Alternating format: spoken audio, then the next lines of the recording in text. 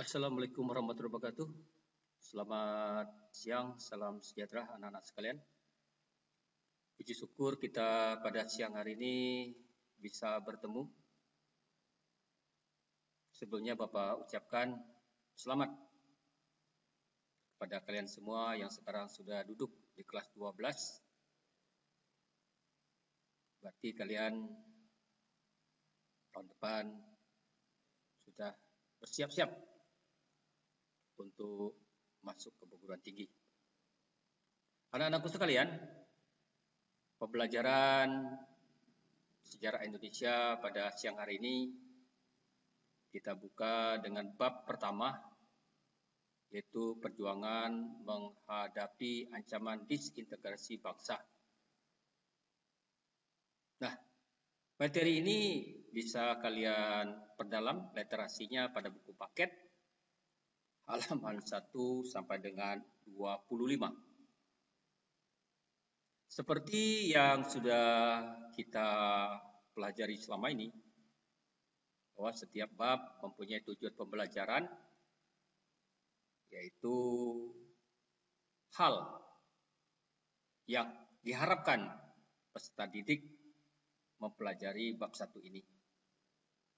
Yang diharapkan yang pertama adalah menganalisis berbagai pergolakan daerah yang terjadi di Indonesia antara tahun 1948 hingga 1965. Yang kedua diharapkan yang kalian dapatkan nanti yaitu mengkaitkan peristiwa pergolakan daerah yang terjadi di Indonesia antara tahun 1948 hingga 1965 dengan potensi ancaman disintegrasi pada masa sekarang. Dan harapan yang ketiga yaitu mengambil hikmah dari berbagai ancaman disintegrasi bangsa yang terjadi di Indonesia, khususnya yang terjadi pada tahun 1948 hingga 1965.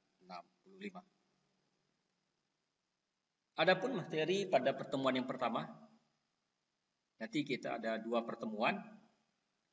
Pertemuan yang pertama kita akan membicarakan masalah konflik dan pergolakan yang berkaitan dengan ideologi. Pertemuan kedua nanti kita akan membicarakan tentang konflik dan pergolakan yang berkaitan dengan kepentingan dan pemerintahan. Nah, ketiga hal inilah yang menjadi pergolakan di dalam negeri pada tahun 1948 sampai dengan 1965. Sekarang kita lihat konflik dan pergolakan yang berkaitan dengan ideologi. Yang pertama, pemberontakan PKI atau Partai Komunis Indonesia yang terjadi di Madiun tahun 1948. Yang kedua, yaitu pemberontakan DITI. Yang ketiga adalah gerakan 30 September 1965. Konflik dan pergolakan berkaitan dengan ideologi tadi sudah kita singgung, kita sebutkan, yaitu A, pemberontakan PKI, Partai Komunis Indonesia Madiun, yang terjadi pada tahun 1948. Mengapa PKI memberontak? Alasan utamanya tentu bersifat ideologis, di mana mereka memiliki cita-cita ingin menjadikan Indonesia sebagai negara komunis. Nah, tokohnya yang terkenal yaitu Buso, yang akhirnya bisa tertembak oleh tentara Indonesia, dan Amir Sudin yang tertangkap. Nah, inilah dia foto tokoh PKI Madiun, yaitu Buso dan Amir Saripudin. Yang berikutnya yang berhubungan dengan konflik pertentangan ideologi ada pemberontakan DITI, Darul Islam, Tentara Islam Indonesia.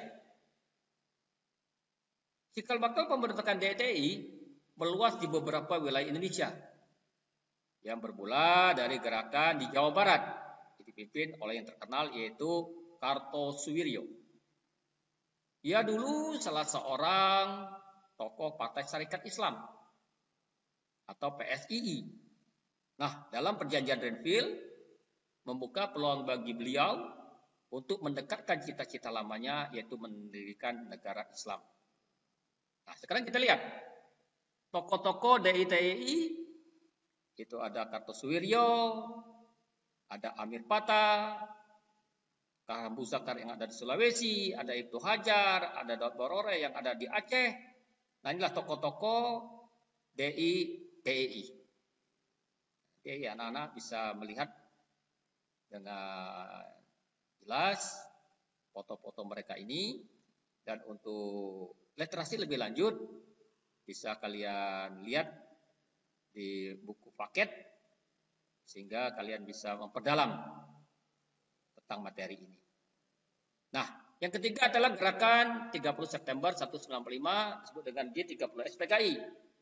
Nah, G30 SPKI ini ada beberapa teori mengenai kudetanya. Teori pertama mengatakan bahwa gerakan 30 September merupakan persoalan intern atau internal Angkatan Darat. Ini dimukakan oleh Ben Anderson, W.F. Wertheim, dan Kuhn Hospel mengatakan bahwa G30S hanyalah peristiwa yang timbul akibat persoalan di kalangan Angkatan Darat sendiri. Nah, ini untuk lebih jelasnya nanti bisa kalian lihat di buku paket halaman 16 dan seterusnya. Teori yang kedua mengatakan bahwa dalam gerakan G30 SPKI itu adalah Dinas Intelijen Amerika Serikat atau CIA. Teori ini berasal antara lain dari tulisan Peter Dale Scott atau Geoffrey Lee Robinson. Menurut teori ini, Amerika Serikat sangat khawatir Indonesia jatuh ke tangan komunis. Nah, teori ketiga yaitu gerakan 30 September merupakan pertemuan antara kepentingan Inggris bersama dengan Amerika Serikat. Menurut teori ini mengatakan bahwa titik temu antara keinginan Inggris yang ingin bersikap konfrontatif Soekarno terhadap Malaysia bisa diakhiri melalui penggulingan kekuasaan Soekarno.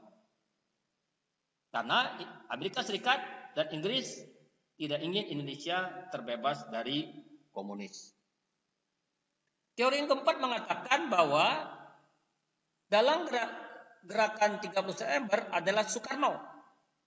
Teori ini dikuatkan antara lain oleh Anthony Dade dan John Hargus yang beranjak dari asumsi bahwa Soekarno berkeinginan melenyapkan kekuatan oposisi terhadap dirinya yang berasal dari sebagian perwira Angkatan Darat. Karena PKI dekat dengan Soekarno. Teori yang berikutnya yang kelima bahwa tidak ada pemeran tunggal dan sektor besar dalam peristiwa gerakan G30S PKI atau dengan teori Charles mengatakan bahwa tidak ada dalang tunggal dan tidak ada skenario besar dalam G30S. Ini diumumkan oleh John De Legge. Nah, teori yang berikutnya itu mengatakan bahwa dalam gerakan 30 September adalah Soeharto. Pendapat yang mengatakan bahwa Soeharto adalah dalam gerakan 30 September antara lain dikemukakan oleh Brian May dalam bukunya Indonesian Tragedy. Menurut Brian May, terdapat kedekatan hubungan antara Letkol Untung sebagai pemimpin gerakan 30 September 1995 dengan Majen Soeharto yang saat itu menjabat sebagai Panglima Kostrad. Nah, teori yang terakhir mengatakan bahwa dalang gerakan 30 September adalah PKI. Menurut teori ini, tokoh-tokoh PKI adalah penanggung jawab peristiwa kudeta dengan cara memperalat unsur-unsur tentara. Nah, inilah beberapa teori-teori tentang gerakan G30 SPKI dan ini gerakan G30 SPKI ini memakan korban. Ada 7 jenderal yang gugur sebagai putra-putra terbaik bangsa Indonesia di dalam keganasan daripada gerakan 30 SPKI. Ini kalian bisa lihat jenderal-jenderal.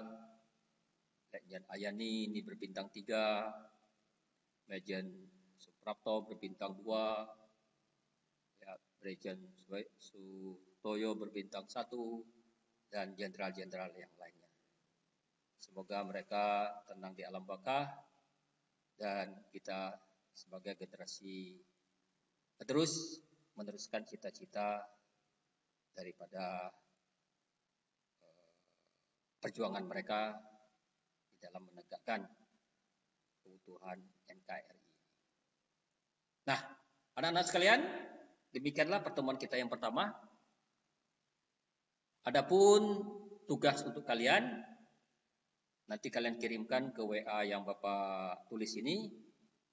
Tugasnya adalah tuliskan contoh konflik di Indonesia yang terjadi antara tahun 1948 sampai dengan 1965.